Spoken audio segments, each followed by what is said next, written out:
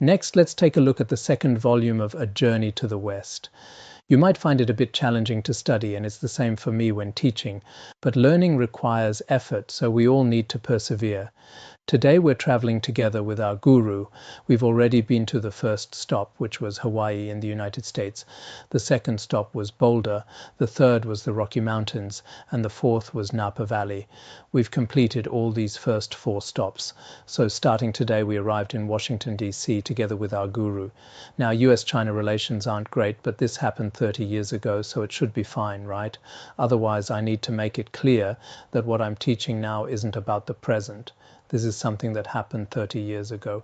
So when teaching this history, we shouldn't treat it as current events. So everyone, please remember this. Otherwise, today we arrived in Washington together, right? Washington, you can see in these photos, it looks pretty good. All right, arrived in Washington, D.C. This is where our A Journey to the West begins, after a 6-hour journey. Oh, 6 hours, not 6 months. I seemed so confident saying 6 months of flying. Who knows what world we'd end up in then. After a 6-hour journey, 6 hours is actually quite long. Nowadays, 2 or 3 hours already feels long to many people, so 6 hours of flying. We flew from the West Coast to the East Coast and landed in the national capital, Washington, D.C. As soon as we stepped out of the terminal, we saw Buddhists of all different races. They all held katas and lined up to welcome us. You can see in these photos that the weather was particularly hot that day because it was summer there at the time. They included white, black and yellow people, and it seems there were also brown-skinned people among these different races. Brown-skinned people are generally from Oceania, white people from Europe and America, black people from Africa, and yellow people from our Asian region, right? I think I learned this before studying geography or something. At that time, where were there black people? When we were in middle school, it was only later, gradually, that I saw photos. Oh, so there are actually people in the world even darker than us Tibetans. That's when I discovered black people. There were also Tibetan monastics as well as Western monastics. Everyone's face glowed with excitement because back then we didn't have the mobile phones we have today. It was all telegrams and faxes. In America at that time, I first saw a fax machine in 1993, and it felt very rare then. Because earlier His Holiness wasn't well and couldn't come, after waiting day and night, they finally got to greet Rinpoche. Earlier we had told them that we might not be able to make it, so they were quite worried. But in the end we really did want to visit those places, as they were all quite famous. So back then, unlike now where going anywhere doesn't feel special, it's all the same, back then, with that youthful mindset, everything felt particularly vivid. Sometimes when I see young people full of hope and attachment toward everything, I completely understand. People in their 20s and 30s are all like that. They were very happy then, and we also felt quite joyful when we arrived there. Then, when leaving the airport, we compared the West Coast, that is famous for its picturesque natural scenery, with this city on the East Coast, Washington, which had a more humanistic and historical ambience, because the scenery there was quite good, and there were also more Dharma centers. When we arrived here, it felt different. Here, there was more of their culture. As the political capital of the United States, although its history is less than 300 years, the city has a magnificent presence. Its various landmarks, such as the White House and the U.S. Capitol, and a series of other buildings have evolved into the country's distinctive cultural landscape. We can see from the photos that actually their political center, Washington, basically has no skyscrapers, not like New York and those places with towering buildings. There aren't any here, nor is it like the cultural center of Boston with its own established characteristics. Because it's a relatively new city, Washington has just over 300 years of history.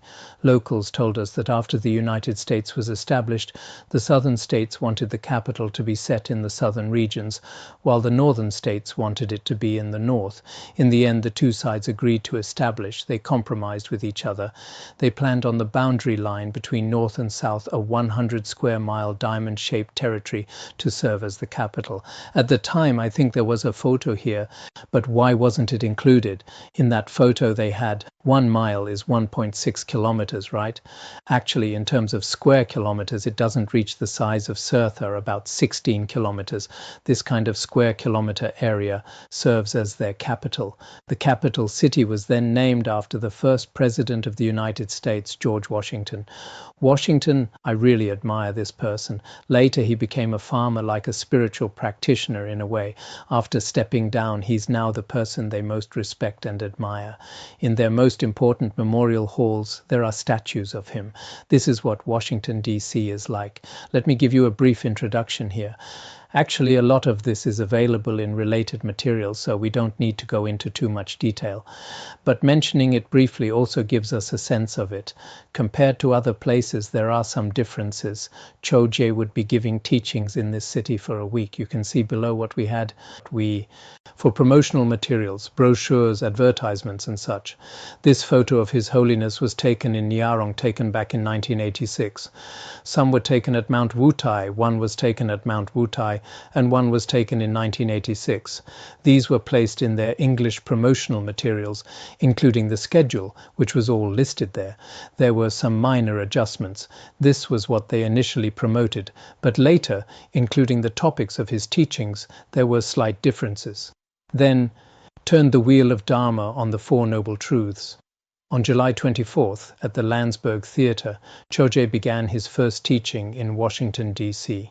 This day happened to be the 4th day of the 6th Tibetan lunar month, the festival of the Buddha's first turning of the wheel of Dharma. Coincidentally, this was particularly fortuitous. The topic of Khenpo Rinpoche's teaching that day was also related to the Four Noble Truths. They hadn't deliberately arranged it this way, but indeed at that time, His Holiness teaching on the Four Noble Truths coinciding with the Buddha's turning of the Dharma wheel. Later, His Holiness would speak of many such auspicious connections. Sometimes it seems these things aren't deliberately chosen. When I went to Yale University, it also wasn't deliberately planned. It happened to be the day of the Buddha's descent from Tushita heaven, and they asked me to teach on the 12 deeds of the Buddha. So sometimes these kinds of connections and auspicious circumstances are quite remarkable. Of course, it's not anything extraordinary, but certainly in our lives and schedules, there are some special moments. Now, before the teaching, the organizer gave the opening speech as follows. Good afternoon. Today it is my great honor to introduce to you His Holiness Jigme Phuntsok Rinpoche. I feel incredibly fortunate and honored. His Holiness is considered to be one of the most extraordinary spiritual masters alive at this time. That we were able to invite him to Washington and witness his presence in person. I don't know how it is that we have accumulated such great merit. I hope that each one of us will be able to take advantage of this glorious opportunity in the best way possible. Because when His Holiness comes, certainly many of us, if His Holiness were to visit any place now, we would all be very joyful. Many Dharma friends have personally met His Holiness before. However, tonight here, there are only a few senior Khenpos and Khenmos. The others may not have met him. They're all people of the new era. But I think what's fortunate is that if we hear His Holiness's complete teachings, this is also a kind of, if we receive it in a different way, these are the very words His Holiness spoke back then.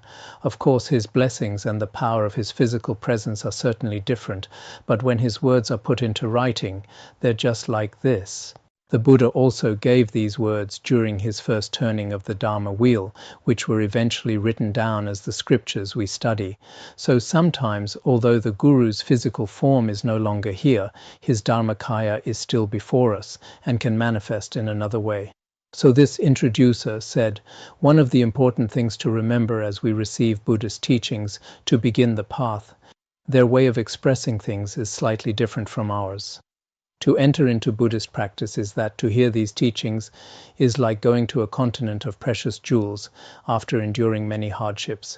Each of us should take care to not return from that continent empty-handed. In Buddhism, there's a teaching for beginners. Whatever you do in studying, contemplating, and practicing Buddhism, it's like arriving at a treasure island. You absolutely cannot return empty-handed. The program today is dedicated to teachings about the Four Noble Truths and Dzogchen. These are the backbones of the Buddhist path, so I hope that this teaching will be a great benefit to you and that when you go home you are not empty-handed. This is what the host said at the time. I would like to reiterate once more that this opportunity is more extraordinary than you can possibly imagine, even better than the best opportunity you could envision, perhaps at that time meeting His Holiness or whatever. But what you receive will be even better than you imagine. I have no words to let you know how important this is. Thank you again for coming and thank you for having the good karma to be here. Sometimes I don't quite understand. I don't know what he's saying, but they certainly understand, you know. This is a difference between East and West. When we say something, we feel our sentences flow together perfectly, but they don't understand what's being said. Sometimes I look at this. Thank you for having the good karma. What's there to thank them for? To be here. Then Yijin Norbu taught as follows. His Holiness spoke like this. First of all, I would like to address this auspicious timing. Our root teacher Buddha Shakyamuni, with great loving kindness, compassion, and skillful means generated supreme bodhicitta many eons ago, then spent 3 countless eons accumulating merit, and finally attained perfect enlightenment at Bodh Gaya, India. 49 days after his full enlightenment, the Buddha turned the wheel of Dharma for the first time in order to bring benefit and happiness to humans, celestial beings, and all other sentient beings. This auspicious day is exactly today's date. This coincidence signifies that all the inner, outer, and secret interdependent conditions of the teaching are perfect and auspicious. His Holiness spoke of this. You can see here. Yes, at the beginning His Holiness always praised the Buddha and spoke in this way. It seems basically the same as before. On such an uncommon day, I am delighted to be here. I am in the capital of the United States, a leading nation with unparalleled economic power among nearly 200 countries worldwide. At that time, it was close to 200 countries. It's still the same now. At the United Nations, there are 224 flags, right? But the actual registered countries are about 193. So perhaps 30 years ago and now are basically the same. I think Palestine also has a seat at the United Nations, right? Palestine, yes, they were talking about it a while ago. With unparalleled economic power, I see it's still considered unparalleled now, right? Can we say that? It should be, right? Now, in any case, among others too, it still is now. There are 3 reasons why this makes me happy. First, from the aspect of national leaders in the US, I believe that they all have distinct courage, insight, intelligence, and diligence. Indeed, American leaders, I don't know if it's good or not, but look at Biden, 81 years old.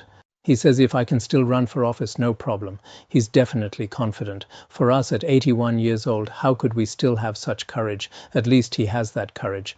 Trump also recently wanted to come back. Currently, he seems to be in a legal case over hush money. He was found guilty of 34 serious charges. It's very likely he could be imprisoned, but on the other hand, it's also quite possible he could get elected. In that case, in American history, he'd be the first president to govern from prison, including his current charges. This is unprecedented in American history.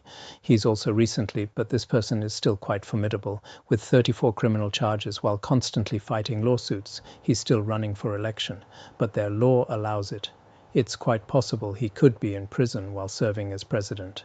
So I think they're still very interesting. 2 old men. In any case, we won't say anything else. We don't get involved in politics. But at least these are things the whole world can see. His Holiness also said at the time they have courage, insight, intelligence, and diligence. They truly are diligent.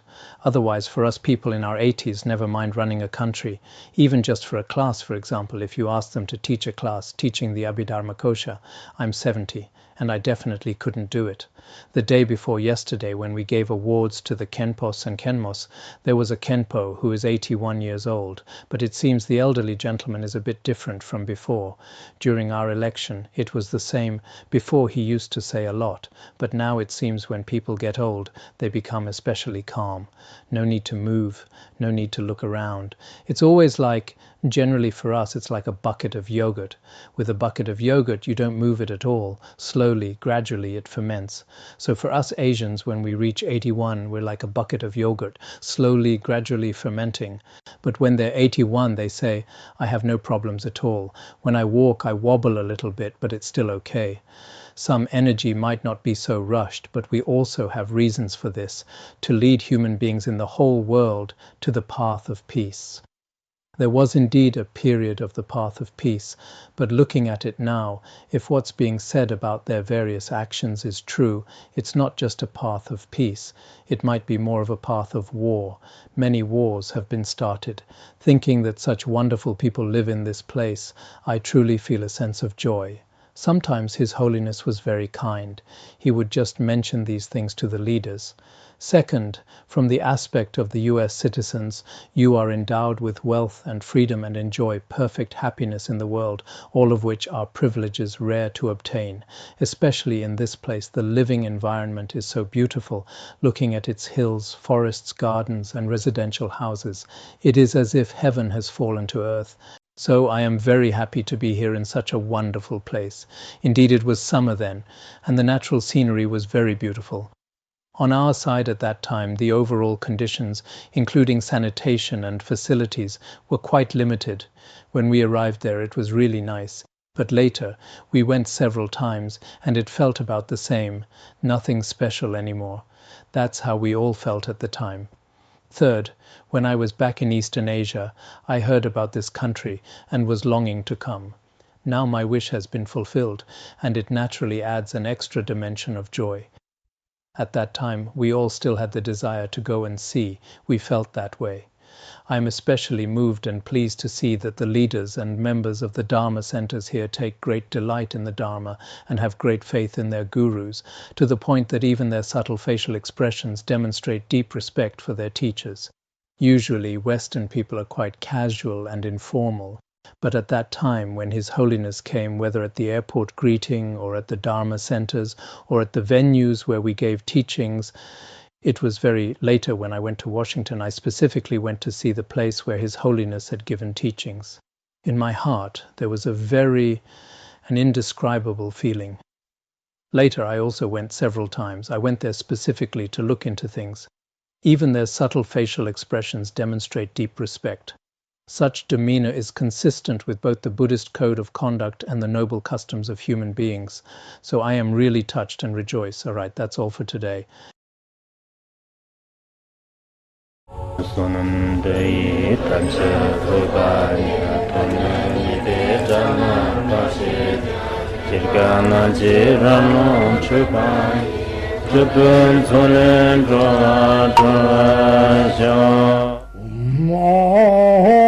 Bandangara Badna Sodargye Bandangara Badna Sodargye Bandangara Badna Sodargye